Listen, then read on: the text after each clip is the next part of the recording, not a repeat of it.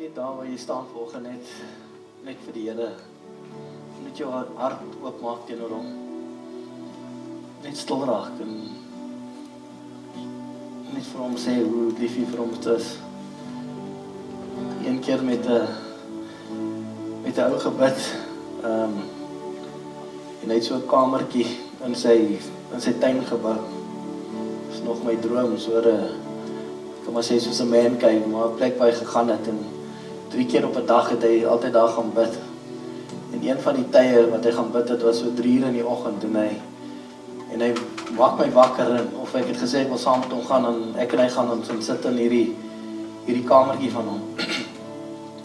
En hy sê vir my, kom ons bless net die Here. Toe dink ek, yes, hoe bless ek die Here? Want dit is gewoonlik die Here wat vir my bless. En volgende as ons dit sê, ek dink om net vir die Here te sê ek is lief vir hom. Bless sy hart. Ons het nou 'n gevaarlike liedjie gesing. Want baie keer sing ons goed, maar ons verstaan nie die krag van daarin sê. Ons het gesing, Here, ek sal vra wat U doen. Of as U vra sal ek dit doen. En ek dink dis wat die Here bless. Net dat ek en jy gehoorsaam is aan wat hy sê. Dit bless sy hart. Net om vir hom hier te wees vanoggend, om hom te aanbid, dit bless die Here se hart. En vanoggend, net in jou tyd, net vir hom te bless. Net vir hom te sê, Vader, U is goed. U is goed vir my. U liefde is onbeskryflik, is onvoorwaardelik. U vrede word nie bepaal deur omstandighede nie, want dit gaan ons verstand te bowe. U maak my geregtig, want wat Jesus gedoen het. So Father, this morning we want to bless you. We want to thank you for your goodness and your grace towards us, oh God. Dankie vir die voorreg, Here, vanoggend dat ons seuns en dogters van God genoem kan word.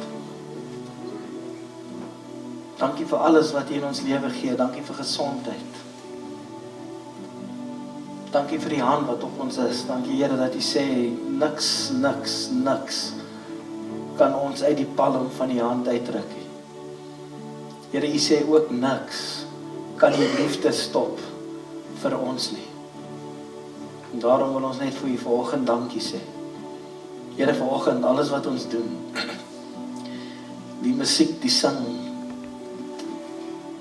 praat, die alles, wil dit net tot eer en verheerliking van U naam sal wees. Heilige Gees, dankie vir U getrouheid. Dankie vanoggend dat U hier in ons midde is. Dankie dat dit U is wat ons lewens verander. En ek bid vanoggend dat U sal kom met krag en wysheid en eerlikheid, dat U ons sal lei tot alle waarheid. Here, ons dankie daarvoor. In Jesus naam. Amen.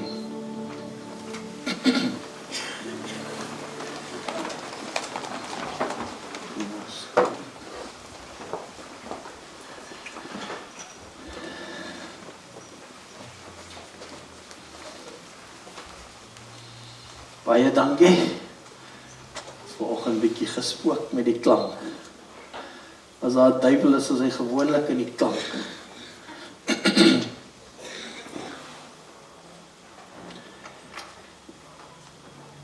Ons het verlede week begin praat oor die koninkryk van God.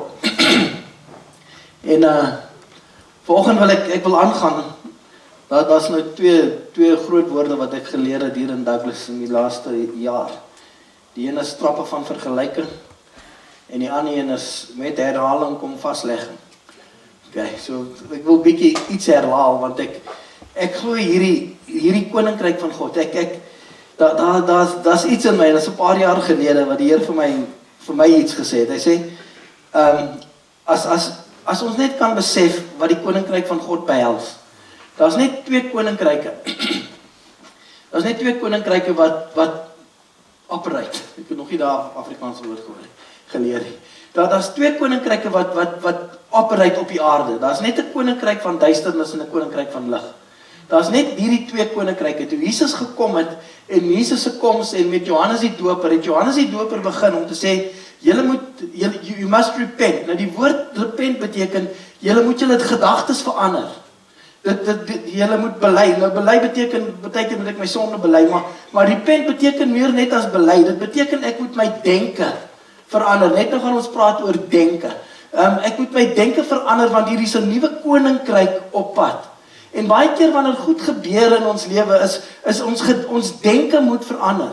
Toe hy sê kom julle moet bely want hier is 'n nuwe koninkryk op pad. Jesus kom en hy sê dieselfde ding. Hy sê julle moet bely want die koninkryk van God is hier. Toe hy die disippels uitgestuur het hy gepraat van hierdie koninkryk. En die Here het vir my gesê as ek net kan besef wat die koninkryk behels. Want ek en jy is geroep nie om in die stelsel van die wêreld te werk nie. Wat is operate? Funksioneer. Ons is nie hier om te funksioneer in 'n koninkryk van die wêreld nie, maar ons is hier om te funksioneer in die koninkryk van God. Hierdie is natuurlik, hierdie is bonatuurlik. En so in elke ding moet ons, is hierdie ding wat ons moet kry, die bonatuurlike. Die ander ding wat God met my gepraat, dit sal op met ander kyk. Ek het een keer net 'n titel van 'n boek gesien, en dit is asof die Here met my gepraat het, net op die title van hierdie boek. And the title was the Misunderstood God. Baie keer is ons denke oor God, en dis hoekom ons praat van die koninkryk van God, moet jou denke verander, want ons het 'n denke oor God, en ons blameer God baie keer vir goed, wat God nie doen nie. En ons sal dit op 'n ander keer, sal ons dit weet. Maar vanoggend wil ek praat oor die koninkryk van God, en soos dit, verlede week het ons hierdie gelykenisse, het dan. Hierdie week het ons, of verlede week, toe praat ons van die gelykenisse van die koninkryk van God. En Jesus het twee gelykenisse gegee. Een het hy gesê, die koninkryk van God is soos 'n mosterdsaad, wat geplant word. En hierdie mosterdsaad, en in die Engels het, and it becomes bigger than all the garden herbs. Nou as jy die mosterdsaad vat, is hy dieselfde familie as die kool, as blaarslaai, alles wat kinders nou, broccoli, cauliflower, blomkool, dis alles in dieselfde familie. Maar ons weet dat blomkool en al daai goed raak net omtrent so 30, 40, as jy nou goed is, miskien 60 cm hoog. Hierdie mosterdsaadplant kan tot 2 meter hoog gooi. So die koninkryk is 'n saad wat klein begin. En ek het nou hierdie week, toe dink ek, hy begin klein in jou lewe en my lewe. Dit is 'n saadjie wat geplant is. Toe Jesus sê, die woord van God is so saad, wat uitgestrooi word. Wat belangrik is dit die grond waarin daai saad beland. So as die koninkryk begin klein in jou lewe en in my lewe, maar dan groei dit en dit vat oor. Dit oorheers alles in my lewe. En hy sê, die mosterdsaad raak so groot, laat die voëls van die wêreld in hierdie bome kan kom rus. So ek en jy, die koninkryk begin klein in my lewe, maar dit raak so groot, laat die koninkryk 'n impak hê, nie net op my lewe nie, maar die mense om my. Ek gee skade weer, die boom gee beskerming, vir alles om hom. So hierdie koninkryk in ons moet groei, moet groter word, it must grow. Die tweede ding is, Jesus het die koninkryk vergelyk aan suurdeeg. Suurdeeg wat jy in deeg sit, jy kom dit hier agter hier, dis 'n klein bietjie suurdeeg, maar het 'n groot impak op hierdie deeg. En so is die koninkryk, en wanneer Jesus praat daar van die suurdeeg, want hy gaan aan en hy sê, hy waarsku ons teen 2 soorte suurdeeg. Hy sê, julle moet oppas vir die suurdeeg van die Fariseërs en die Sadduseërs, en jy moet oppas vir die suurdeeg van die Herodes. Nou, die suurdeeg, wat die suurdeeg beteken is, die konteks van daai suurdeeg is, hoe jy dink, hoe ons die wêreld sien, hoe jy redeneer. Wanneer ek en jy in die koninkryk van die wêreld is, redeneer mense baie anders as mense wat in die koninkryk van God redeneer. Ons hele denkwyse moet verander, die manier wat ons dink, die manier wat ons die wêreld sien, as iets nie lyk, Jesus het gebid, ons gaan net nou daar kom en gesê, laat jou koninkryk kom op die aarde soos in die hemel. So my denke moet wees, en dis hoekom die Bybel sê, you must put your mind, set your mind on things above, where Christ is seated, want my denkwyse kan nie aards wees nie, dit moet nou bonatuurlik wees, dit moet dieselfde gedagtes wees wat God het. Ek gaan nou iets sê, die Here moet ons hou, laat ons net op die pad bly, laat ons die ideasies volg. So suurdeeg, so hy sê, pas op vir die suurdeeg van die Fariseërs en die Sadduseërs. Dis 'n godsdienstige, dan Rita baie keer dan praat sy van daai religious spirit. Die Here het ons vrygekoop om te lewe in 'n verhouding met hom. Hy het ons nie gebring na 'n religion toe nie, hy het ons gebring na 'n relationship toe. Ons is hier nou in ons die Here het julle verstaan. En dan sê hy, pas op vir die suurdeeg van Herodes. En ek dink baie keer is dit iets wat ek en jy moet baie teen beskerm. Veral as jy nuus kyk of jy lees die rapport of jy lees, dan lees jy oor wat in die land aangaan. En daai suurdeeg kan in jou hart en my hart ook vassteek. En dit kan veroorsaak dat ek of in vrees, of ek raak kwaad, of dit bou op. En hy sê, julle moet waaksaam wees, want wat Herodes gedoen het, was, Herodes het nie omgegee dat die Jode nog doen wat hulle doen nie, maar hulle moes dit net nie doen in julle leefstyl nie. Weet, is baie keer as jy by iemand gaan braai, of wanneer jy iemand toe gaan, daar's twee goed waar ons nie oor praat nie. Die een is kerk en die ander een is politiek. En hoekom praat ons nie daaroor nie, want al twee is suurdeeg. Want in die politiek gaan ons verskil. In ons verhouding met die Here, of in ons kerkverband, of ons godsdienstige geband, dan praat ons ook. Dis amper soos Fort en te jou, jy praat nie oor dit by 'n braai nie. So dieselfde met hierdie, hy sê, pas op nou vir die suurdeeg van die Fariseërs en die Sadduseërs, en pas op vir die suurdeeg van Herodes. Laat ek net kyk of ek alles nou hier gesê het wat ek wil sê. So pas op, he says, so we speak of the parables, so Jesus gepraat het van die gelykenisse van hierdie van die koninkryk. Hy sê dit begin klein, maar die invloed daarvan die invloed van die koninkryk moet individueel wees, maar dit moet ook die gemeenskap waar jy is, moet dit transformeer, is dit die regte woord. So die mosterdsaad begin klein, en hierdie is die ding. Paulus toe ons praat van die mosterdsaad wat klein begin, en hy sê, julle moet julle bely, julle moet julle denke verander. Nou ons weet, ek en jy weet, ons is gemaak uit drie, jy's 'n triune person. Jy het 'n siel, 'n gees en 'n liggaam. In 1 Thessalonicense 5 sê Paulus die volgende, hy sê, I pray that you may prosper in your body, your soul and your spirit. Die Here wil hê, jy moet in elke deel van jou liggaam, moet jy vooruitgaan, as hy daarvoor.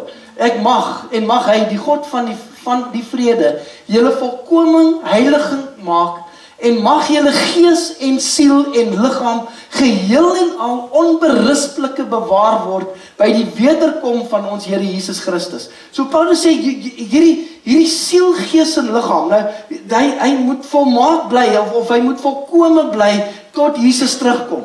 Jy kan nie jy kan nie 'n effek hê op een deel van jou liggaam, en dit het nie 'n effek op die ander dele van jou liggaam nie. As ek fisies siek is, dan raak ek vinnig kwaad.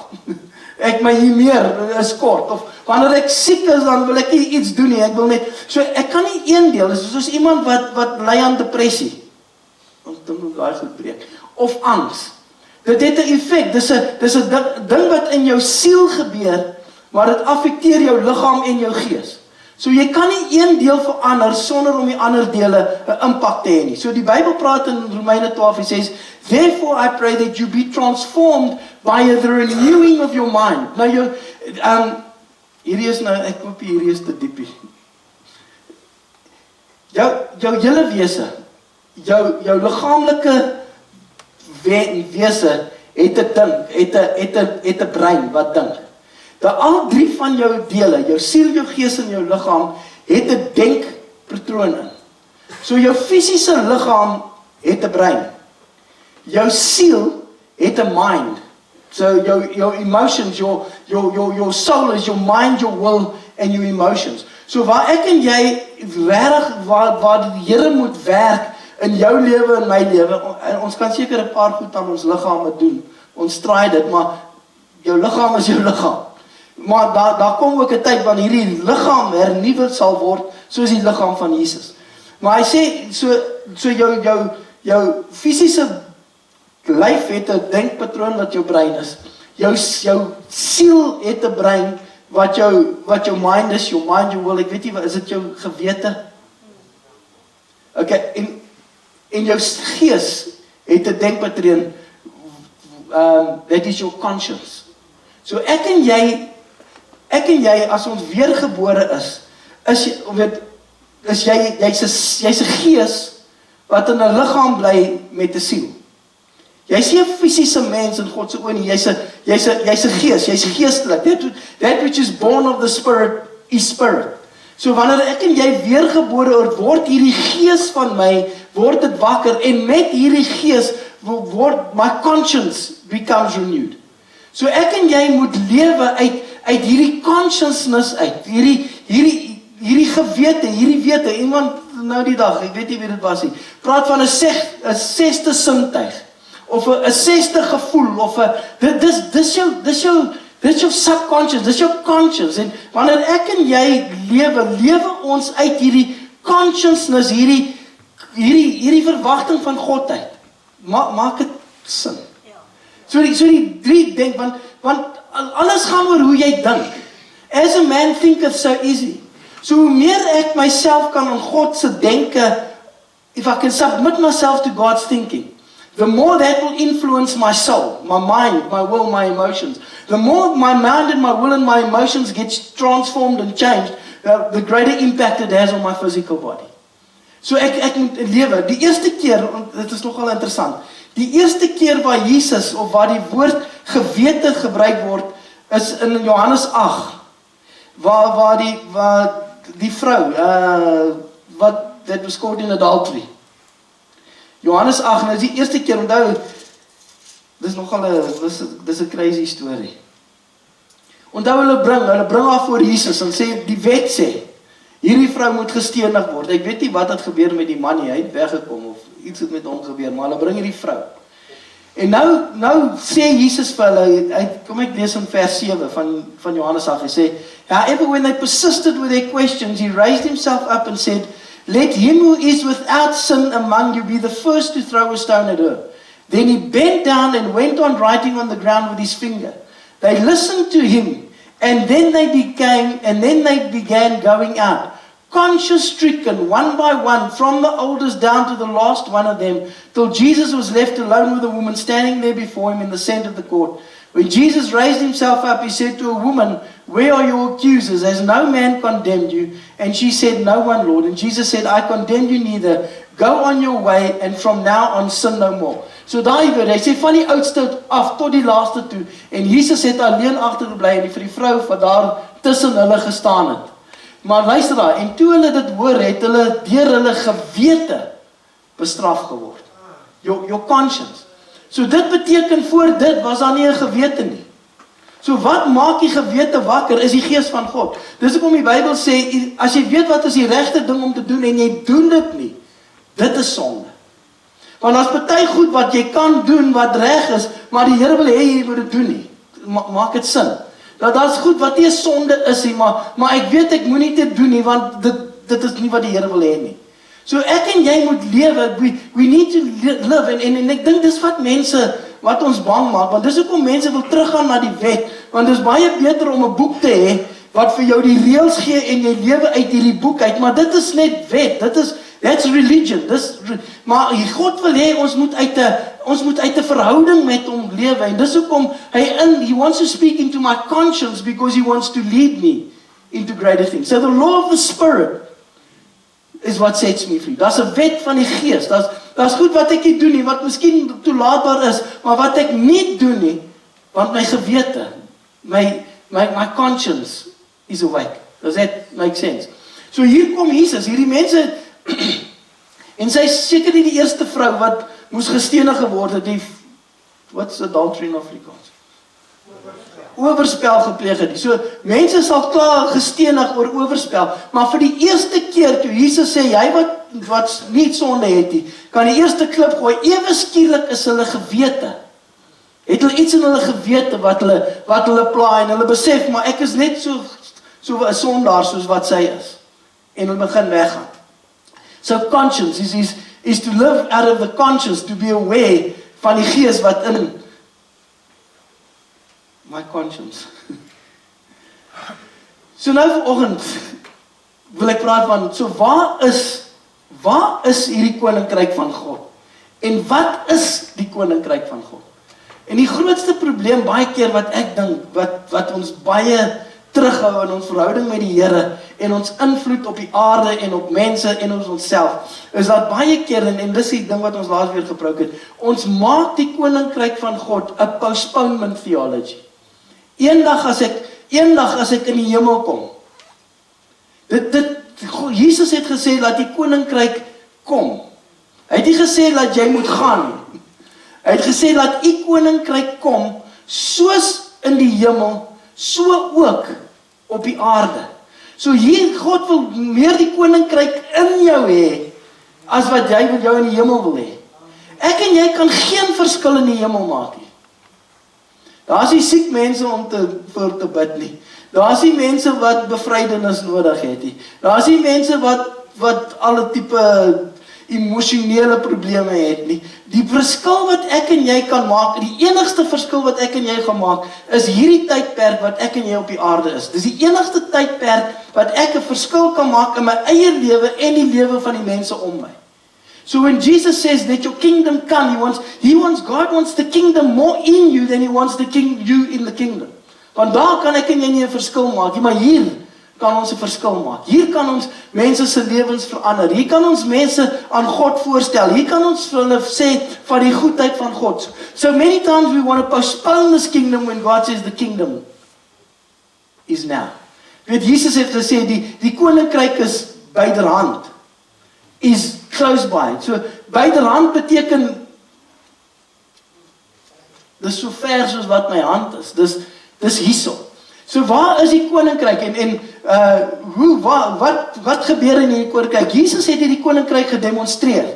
Ek gaan gou hierdie in Engels lees. Jesus did not describe the kingdom as going to heaven when you die. He described it as God's reign and rule breaking into this world, restoring justice, healing, mercy and grace. It's a restoration thing, hierdie koninkryk van God. So waar is hierdie koninkryk? Jesus het, hy het 3 stellings gemaak, 3 belangrike stellings. Die eerste een in Markus 1 vers 15 sê hy, the kingdom of God is at hand. Ek wil gou iets lees in Matteus 11, ek dink ons het hom Petrus. Kom ons kyk of ons hom in Afrikaans. Okay. Johannes die Doper is die voorganger van Jesus. En as die voorganger van Jesus is hy in hegtenis geneem, hy's in die tronk.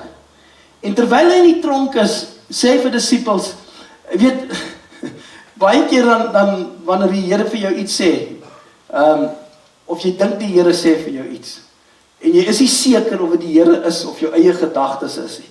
Nou kom Johannes die Doper, hy's nou in die gevangenis, hy's op die einde van sy lewe, hierdie goed gaan nou verander, en hy is nie seker toe hy Jesus gedoop het, hy wil net seker maak dat Jesus is wie Jesus gesê het hy is, hy wil net seker maak dat hy nou regtig, dit is die Messias hier, en hy stuur sy disippels uit, om te hoor, en hy sê, en Johannes het in die gevangenis gehoor van die werke van Christus, en 2 van sy disippels gestuur, en vir hom gesê, is u die een wat sou kom, of moet ons 'n ander een verwag? En Jesus het geantwoord en vir hulle gesê, gaan vertel aan Johannes wat julle hoor en sien. Ek dink dis vir my die belangrikste ding, is nie net dat ons net praat oor die koninkryk van God nie, maar die koninkryk van God is iets wat gedemonstreer moet word. Wanneer Lukas Handelinge skryf hy begin het, hy sê, the things that Jesus both did and taught. In ander woorde, Jesus het nie net gepraat nie, maar hy het gedemonstreer. En hy stuur vir die disippels terug en hy sê, gaan sê vir Johannes wat julle hoor en sien. Dis 'n demonstrasie van die koninkryk van God. Iets moet verander. Toe Jesus in iemand se teenwoordigheid gekom het, soos hierdie vrou wat gevang is in oorspel, het hy die atmosfeer, het hy die omstandighede van daai vrou verander. Almal met wie hy in kontak gekom het, het hy die verander, so hy dit laat lyk soos dit moet in die hemel lyk. En so hy sê, gaan sê vir hom wat julle sien. En Jesus het geantwoord, hulle gesê, gaan vertel vir Johannes wat julle hoor en sien. Blindes sien, weer krepeles loop, melaatses word gereinig en dowes hoor, dooies word opgewek en aan armes word die evangelie verkondig. Dis die koninkryk van God. Weet, daar's 'n skrif en ek wou dit kry, maar ek het gedink is nie nou belangrik. In Ezekiel sê God sê hy praat van die herders en hy sê, hoekom is daar siekes en lammes en tussen julle? As jy boere, as jy 'n boer is en daar's 'n siek skaap, gaan maak jy hom gesond. As daar 'n siek bees is, jy maak hom gesond.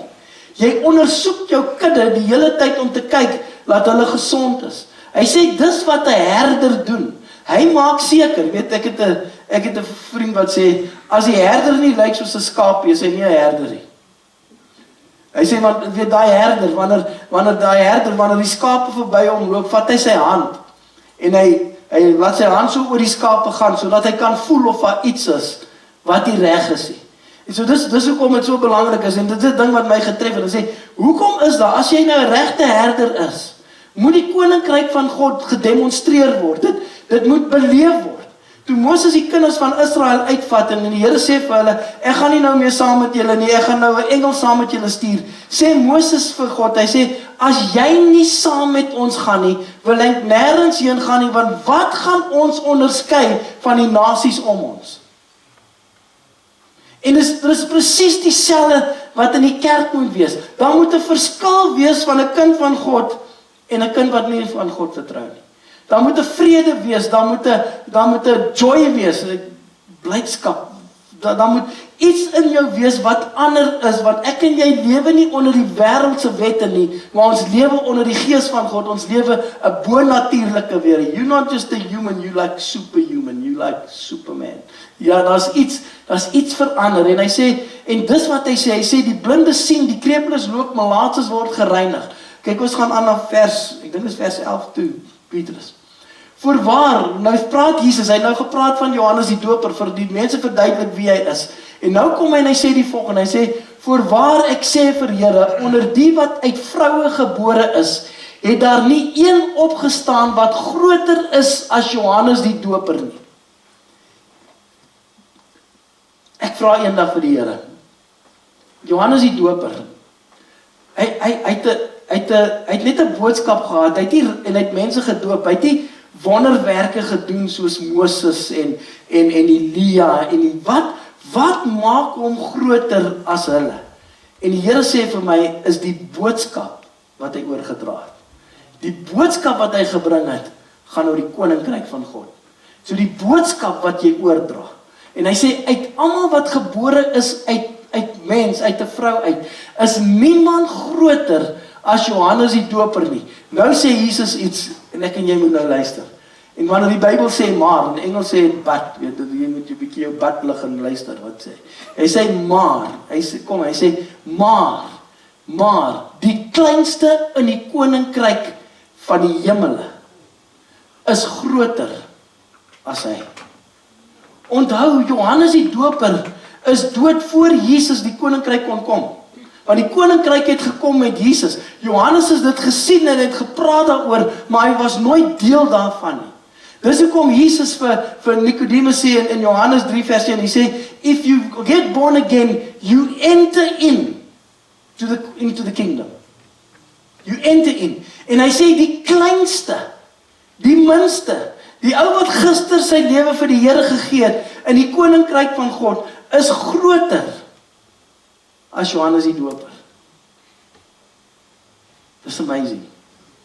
As jy net in die koninkryk is, sien die Here jou as groter as Johannes die Doper. Hy gaan aan en hy sê, maar van die dae van Johannes die Doper af tot nou toe, word die koninkryk van die hemele bestorm. Daar's twee goed wat net, ons moet besef dan, wanneer Jesus praat van die koninkryk van God en die koninkryk van die hemele, praat hy oor dieselfde goed. Die koninkryk van God sê net vir jou, wie is in beheer van die koninkryk? God is die koning van die koninkryk. Dis die koning, God is die koning. En dis hoekom toe hy Israel uitgebring het uit Egipte uit, waar hy nooit Israel moet 'n koning hê nie, want hy wou die koning wees. Want 'n koning bepaal wat in 'n koninkryk aangaan. Weet, ons het koninkryke, jy lees jou Bybel, jy lees die konings van Israel, hoe baie van hulle goed begin het en later dan was dit 'n gemors gewees. En konings wat net van die begin af sleg was. Want 'n koning bepaal wat in sy koninkryk aangaan, wat gaan gebeur, en as jy besef dat die koninkryk van God is, imagine God is die president seker van Suid-Afrika, hoe anders sou ons lewe gewees het in hierdie land as God die koning was. Maar God is die koning van ons koninkryk. En hy gaan aan en hy sê, en dan die koninkryk van die hemel sê net waarvan af die koninkryk kom. Okay. So maar van die dag van Johannes die Doper af tot nou, van die koning bestorm, en die bestormers gryp dit met geweld. En ek wil vir jou en vir my sê vanoggend, dat die koninkryk van God is iets wat ek moet vat. Ek moet dit vat, ek moet my denke verander, ek moet my leefwyse verander, soos die Heilige Gees werk in my gewete, en ons weet almal, julle ken almal daai stem, julle weet almal daai stem van die gewete, want julle, hoeveel keer het iets gebeur en jy het gedink, yes, ek het geweet. Ek moes hom bel en ek het hom nie gebel nie, ek het aan hom gedink en ek het niks gedoen nie. Hoeveel keer het God gewerk in jou gewete en myne, dan dink ek, ag, is net van myself af, en baie keer mis ons dit, en hy sê, so God wil kom, en hy sê, hierdie koninkryk moet ons bestorm, the kingdom of God suffers violence, but the violent, dan moet iets in jou en my oprig om te sê, ek wil hierdie koninkryk hê, ek wil dit in besit neem. En dan die laaste vers, want al die profete en wie het tot op Johannes geprofeteer. Dit is nogal interessant, want dit is 'n preek vir 'n ander dag. So waar is die koninkryk? Die koninkryk is byderhand, dis naby jou, dit is hier. In Lukas 17:21 praat hy en hy sê, die koninkryk van God, the kingdom of God is within you.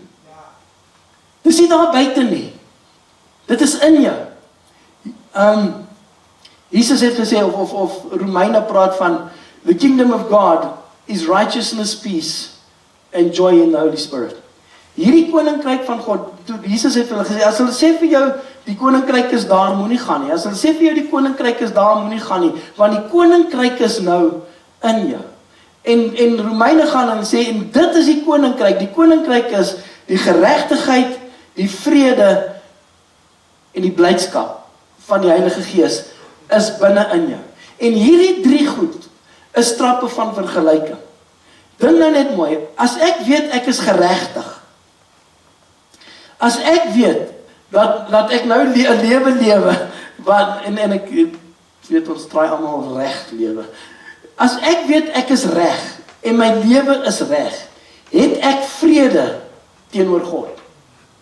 En as ek vrede het teenoor God, is daar 'n blydskap in my hart. Weet, iemand het een keer so verduidelik, hy sê, om jou gees reg te kry, dis soos, die oomblik wanneer jy bely en reg maak, is of jou gees explode. Weet hy, is amper soos Rousseau se Emmerach, wat hy sê, wanneer jy die petrol trap, en ontplof hierdie ding, hy vlieg som oor 'n Ranger. Dis wanneer ek my gees reg is my verhouding met God net daar. Die rede hoekom baie keer ons nie vir God goed vra nie, omdat ek nie voel ek is geregtig nie. Weet ek weet daar's iets wat nie lekker is nie. Dis hoekom ek nie die vrymoedigheid het om vir God iets te vertrou nie. Weet, vanoggend ons sit hier so, ons weet almal weet hoe groot is God. Ons weet God kan enige iets doen. Daar is niks onmoontlik vir God nie. God kan enige iets doen wat hy wil. God het die krag en die mag om enige iets te doen. Die probleem is, alles wat God wil doen, wil hy deur ek en jy doen. So vanoggend, as ons nou vir F-Bob hier gehad het, en ons bring 'n lijk hier in die kerk, en ek vra vir julle, wie van julle dink, God kan hierdie ou uit die dood uit opwek? Wie van julle dink hy kan dit doen? Ek van julle twyfel. So. Hoe groot is jou God? Almal van ons weet, God gaan dit doen. Die probleem is, wanneer ek jou vra, om vir hom te kom bid. Want ewes het hierdie groot God, ewes skielik klein geword. Hoekom? Want ek dink nie ek is die geregtigheid van God in Jesus Christus nie. En die rede hoekom ons God nie vertrou nie, en ek dink is die grootste gawe wat die Here vir jou en my kan gee, is die gawe van geregtigheid. I am the righteousness of God in Christ Jesus, not because of what I do, but because of what He did for me. Die bloed het my skoon gewas. En daarom is ek die geregtigheid van God. As ek die geregtigheid van God is, dan het ek vrede teenoor God. And the moment I've got peace with God, I've got joy. Daar's 3 goed wat niemand van jou kan steel nie. Nie omstandighede, nie jou vrou of jou man nie, nie die kinders nie. Niemand kan hierdie 3 goed. As jy in die koninkryk van God is hierdie 3 goed wat jou nooit van jou kan steel word nie. Jou geregtigheid, jou peace. Nobody can steal your peace. In the midst of every storm, there's a peace. And nobody can steal your joy.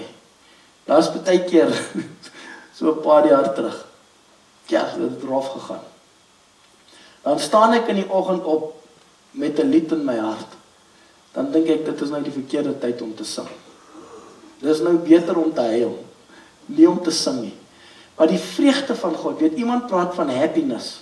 Daar's 'n groot verskil, there's a big difference between happiness and joy. Happiness depends on happenings.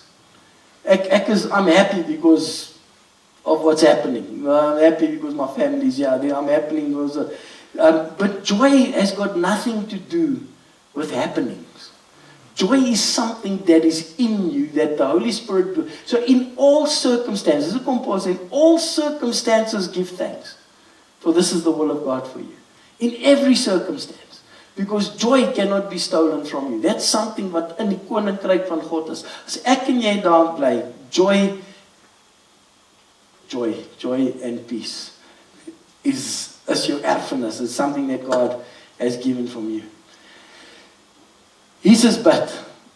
En ons ken daai gebed, ons het hom geleer op Sondagskool. My Vader, wat in die hemel is dit reg? Het ons in Matteus 6, Petrus het verdwyn, weggeraap, jy sien, begin het. Says when you pray, he says, lag hierdie ding. Hulle vra vir 'n jong mannetjie om te bid. Die Onse Vader, bid hy in Engels, en hy bid. Our Father, who does art in heaven, hallowed is his name. Our Father who art in heaven, hallowed be your name. Onze Vader wat in die hemele is, laat u naam geheilig word. Laat u koninkryk kom. Laat u wil geskied, soos in die hemel, net soos op die aarde. En wanneer ons bid, en ons bid, onze Vader wat in die hemel is baie keer, asof hier is die aarde, hier is ek en jy, en ons bid, en God is hier in die hemel. God weet, ons Vader wat, ek weet nie, ons kyk altyd op, ek weet nie of die hemel op is nie, maar hy sê, ons Vader wat in die hemel, dit voel so ver weg. Maar in Jesaja 66, vers 1, sê die Bybel die volgende, sê God, Thus says the Lord, Heaven is my throne, and earth is my footstool. Luister mooi. Daar is geen onderskeiding van God en die hemele en die aarde nie. God sê, want waar sit 'n koning? Sorry. Op die nuwe gewaste man. Dit is net water. God sê, heaven is my throne. Waar sit 'n koning? Hy sit op 'n troon. God sê, ek sit op die troon in die hemele, maar my voete is op die aarde. So dat God maak geen verskil. Ek wil dit nog bestudeer het, toe die Here die aarde en die hemele gemaak het. Daar was nie 'n skeiding tussen hemel en aarde nie. God doesn't separate earth and heaven. He's throne, iewers moet daar 'n troon, daar's 'n troon in Engeland. Maar die voete van die dis nou 'n vloekwoord, colonization. Dit gaan oral. But the influence of it, God says, I'm sitting on a throne in heaven, but earth is my footstool. Luister, mooi wat gaan hy aan, en hierdie het my nogal getref. Ek dink ek en hom Jan het gepraat oor die week. He says, what kind of house would you build for me, and what can be my resting place? Weet ons dit nou, ek dink is mooi, ek weet nie of almal dink is mooi nie, ek dink is mooi, wat ons gedoen het. Hy sê, what kind of resting place are you going to build for me? Hoe mooi kan 'n ding wees vir God? Hoe mooi kan 'n huis wees vir God? Hy sê, what kind of resting place are you in? Hierdie kerk dis amazing, die gebou is amazing, die potensiaal is amazing, maar as ons hier uitgaan, is dit net 'n gebou. Wat die kerk maak, is die mense in die kerk. Ek en jy is die kerk. Hierdie is nie die kerk nie. Hierdie kerk kan niks doen nie. Dis 'n goeie evangelistiese tool. Dat mense moet aankom en welkom voel, en dit moet 'n atmosfeer wees en moet goed wees. Maar wanneer jy en ek hier uitgaan, ons is die kerk. And he said, what kind of resting place are you going to build for me? What's my dwelling going to be? For all things my hand has made, and also all these things have come into being by me, says the Lord. But this is the man to whom I will look and have regard, he who is humble and of a broken and a wounded spirit, and who trembles at my word and reveres my commands. Waar wil ek wees, sê die Here? Waar wil ek rus? Hy sê, ek wil rus on somebody that's a humble man, who is broken in spirit, and who trembles at my word. Ek het gedink, dis nogal, wanneer jy daai woord van God oopmaak, en hy praat met jou. Wat gebeur in my binneste? Hoe raak daai woord van God, wanneer ons praat van daai saad van die koninkryk, wanneer daai saad val, hoe verander dit my lewe? A humble man. God lifts up the lowly. God with a broken spirit. Dit beteken net, daai broken spirit beteken net, ek is afhanklik, ek weet, ek is afhanklik van God, ek kan niks doen, as dit nie vir die Here is nie. Ek kan niks bereik, as dit nie vir God is nie. A humble man, broken in spirit, one who trembles at my word. Ek het 'n vriend hierdie week op Facebook, hy stuur 'n foto van waar hy langs 'n kar staan, en hy sê net, hy wil net vir die Here dank, en hy wil net hierdie storie vertel. 'n Jaar tevore is hy in 'n karongeluk, en sy kar word afgeskryf. En die versekering betaal uit, en natuurlik gaan dit eers, daai skuld word afbetaal, en toe het hy geld oor, hy het nou nie gesê hoeveel nie. Maar dit was 'n deposito op 'n ander kar. En terwyl hy loop om 'n ander kar te gaan soek, sê die Here vir hom, ek wil hê jy moet daai geld weggee. Ek gaan vir jou 'n kar koop. En dit vat 'n bietjie tyd. Hy sê eventually, gee die geld weg. So wie hy dink die Here vir hom sê, gee die geld weg. En vir 'n jaar het hy nie 'n kar gehad nie. En so vir 'n jaar loop hy werk toe. En hy sê partykeer dan loop hy werk toe, en dan dink hy, ek dink ek het die Here gemis. ek dink ek het hierdie ding gemis. Maar hy sê elke keer as hy werk toe loop, sien hy die nood om hom. Hy sien die straatkinders en hy sien hongermense. En net dit begin hy 'n sopkombuis. En hy begin met hierdie mense praat en hy begin hulle lewens verander. Maar hy sê as hy nooit die kar weggegee het nie, sou hy nooit werk toe geloop het nie. En as hy nooit geloop het nie, sou hy nooit die nood om hom gesien het nie. En in 'n jaar later kom iemand en hulle gee vir hom 'n kar. The thing is to live in a place in obedience. Jy weet, wanneer ons hierdie liedjie sing, Here, wat U vra, dit sal ek doen. Dis die plek waar my hart is, waar ek glo ek en jy moet lewe. Dit is die koninkryk van God. En om te lewe in daai plek, to say God, I submit. I'm only dependent on you. Amen. Ons gaan volgende week aangaan. Bietjie met die koninkryk. Paul of great price, to let everything go, to take hold of this, for which Jesus has taken hold of me. Is daar iemand wat siek is? Ek weet ons moet vir Tannie Joyce bid. Ek dink hulle is op pad Bloem toe, sy word môre geopereer. En die Here vertrou vir 'n voorkome ding, en dan het ons vriende wat swanger is. Nee, mag jy daaroor praat nie. Ja, jammer. Dis nou oral so.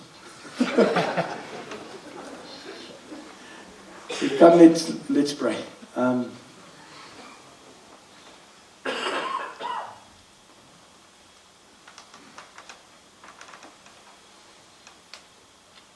moet 'n verskil wees tussen die kerk en die wêreld. My hart. Moses sê, Here, as jy nie gaan nie, as jy nie saamkom nie, gaan ons nie. Want wat gaan ons onderskei van die wêreld? You and I have been called not to a normal life, natural. You've been called to live supernaturally. Dit dink aan hierdie aspekte van jou lewe, jou siel. Sê God, set your mind, dis jou denkwyse van jou siel. Hy sê, set your mind on things above where Christ is seated. So in ander woorde, ek moet my gedagtes daar sit, daar waar God is. En hy sê, set your mind and keep it set. En ek dink dis die violence wat kom teen die koninkryk van God. Want alles wil hê, jy moet jou gedagtes daarvan af wegvat. It is amazing hoe vinnig jou gedagtes met jou kan weghol. Die laaste 2 weke is my keel seer.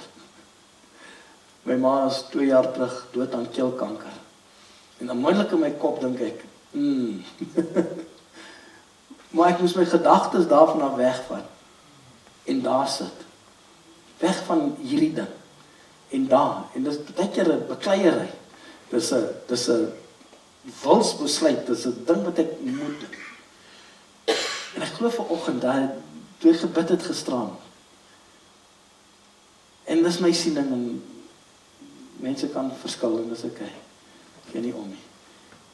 I believe people have depression en angs, omdat hulle gedagtes op 'n sekere plek is. Jy het depressie en angs is omdat jy die hele tyd dink aan depressie en angs.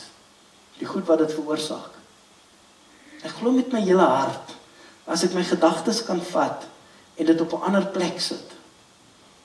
Weet as ons jy praat van 'n dieet en jy praat van vas, waaroor dink jy die hele tyd? Kos. Jy bly honger want ek dink net aan kos. En wanneer ek vas, moet ek my gedagtes wegkry van kos af. Ek moet dit iewers anders sit. En ek voel vanoggend, gisterand toe ek bid, en die gevoel, baie van ons, die Here het my gedagtes, daar's goed wat my gedagtes vasvang. En ek moet hierdie gedagtes skuif. En dit sit op die koninkryk van God. Hierdie suurdeeg moet ek verander. Van die suurdeeg van die Fariseërs en die Sadduseërs, die suurdeeg van die Herodes, moet ek dit verander, en ek moet dit op iets sit op die koninkryk van God, waar my vrede, my vreugde en my geregtigheid is.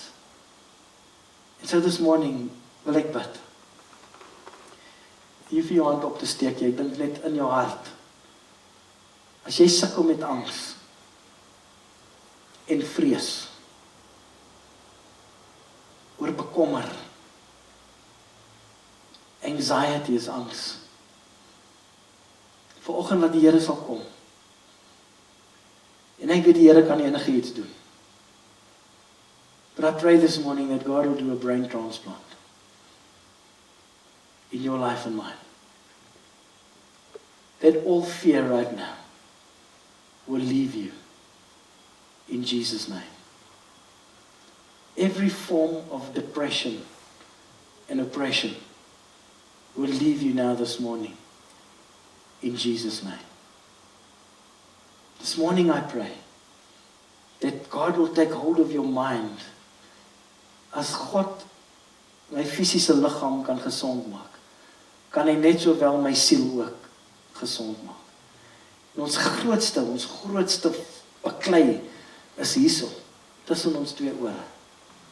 Dat die Here vanoggend, that God will take your mind this morning, and that there will become a transformation in Jesus' name. May all fear go. Every fear. In the name of Jesus. Every spirit of heaviness, depression, will go in Jesus' name.